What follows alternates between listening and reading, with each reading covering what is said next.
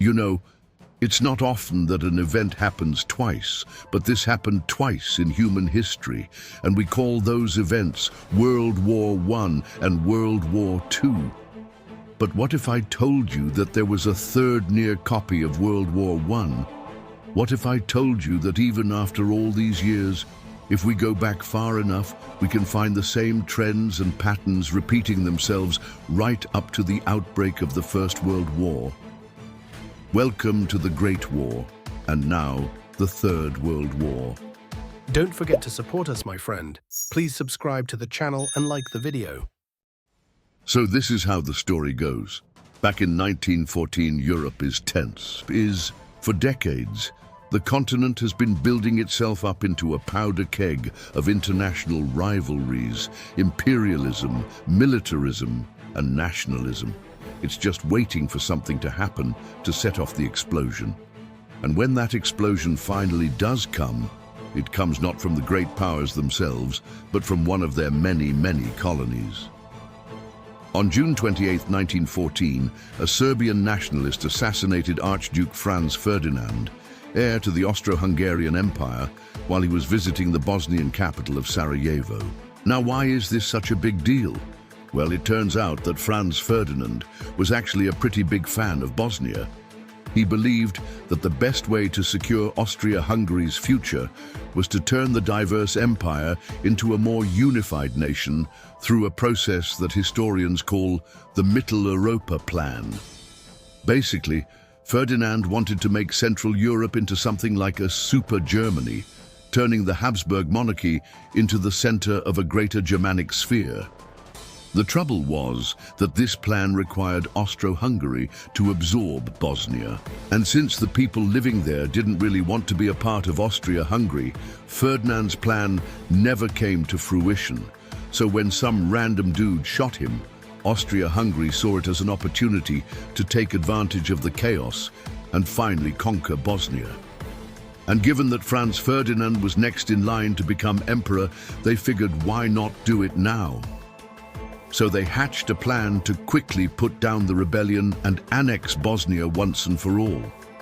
The only problem was that this plan was completely unrealistic. You see, Austria-Hungary had recently lost half of its territory and millions of people to a series of revolutions.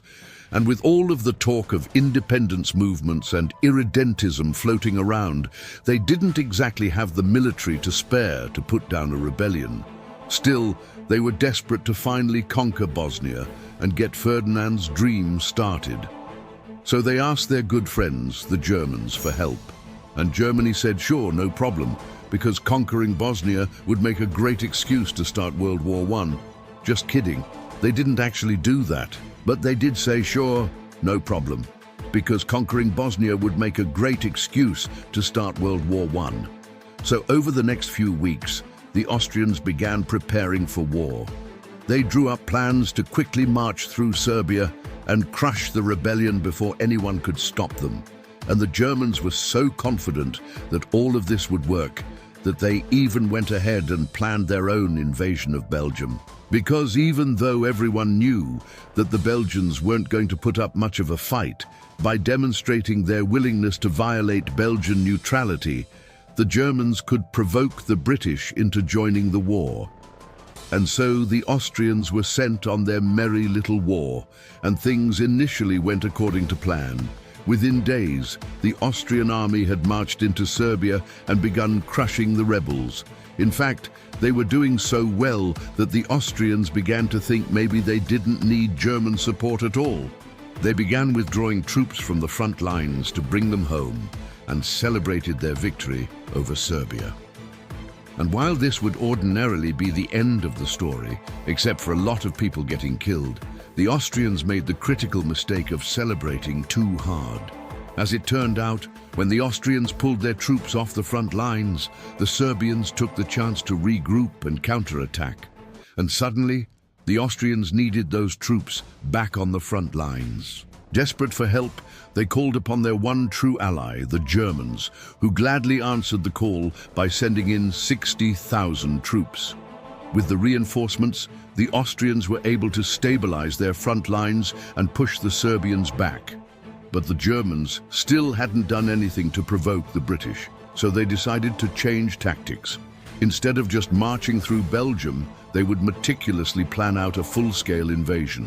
This time, unlike the previous plan, which was literally just them walking into Belgium, this plan included securing supply lines, training troops, and creating a communications network.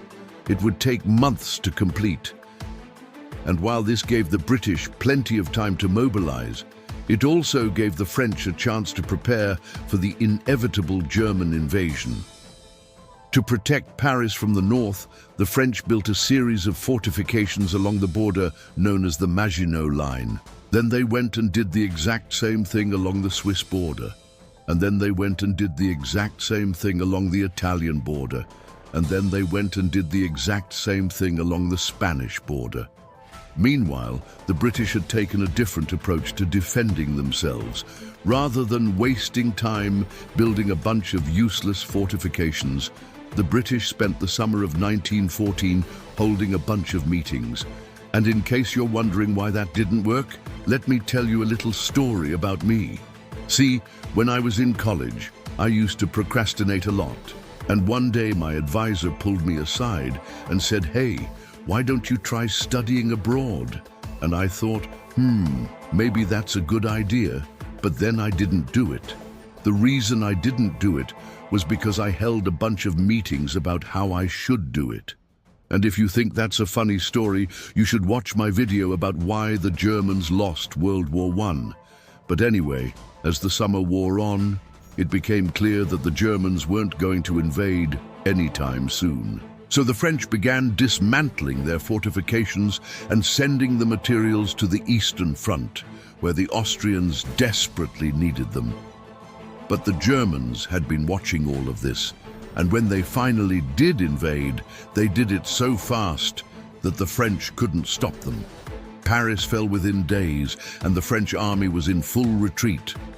Once again, the Germans had proven their masterclass level skill in planning military operations by taking a measly 7 years to invade France.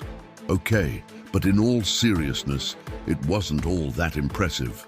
As it turned out, the French High Command had failed to properly coordinate with the Belgians, meaning that the Germans were able to bypass large portions of the Maginot Line and storm into France faster than anyone expected.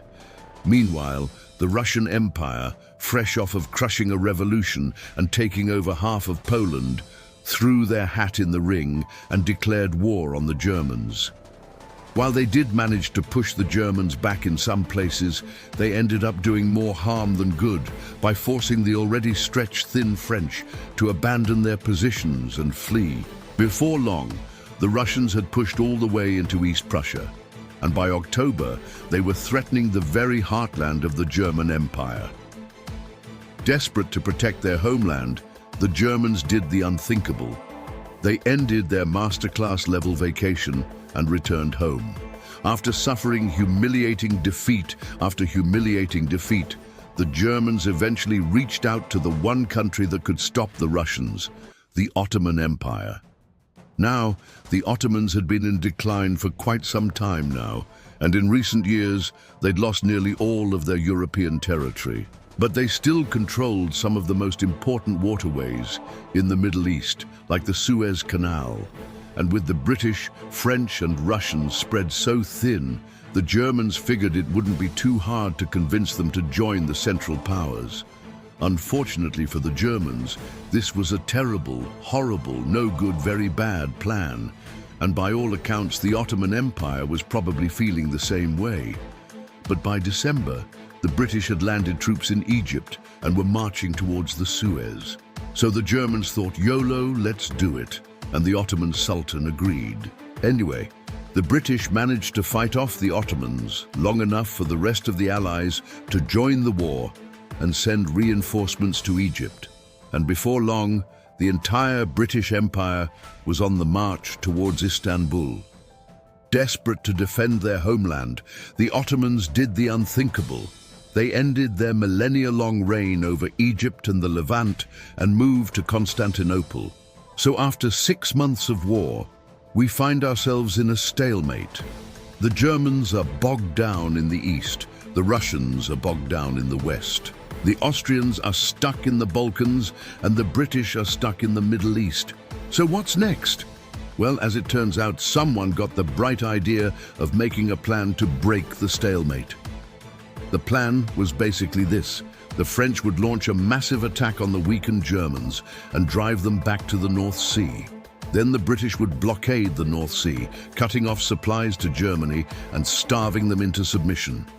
The Germans would be forced to surrender, and Europe would be saved from another 6 months of war. And to hear more about the absolutely insane things that happened after that, check out my video about World War I, Part 3. Don't forget to support us, my friend. Please subscribe to the channel and like the video.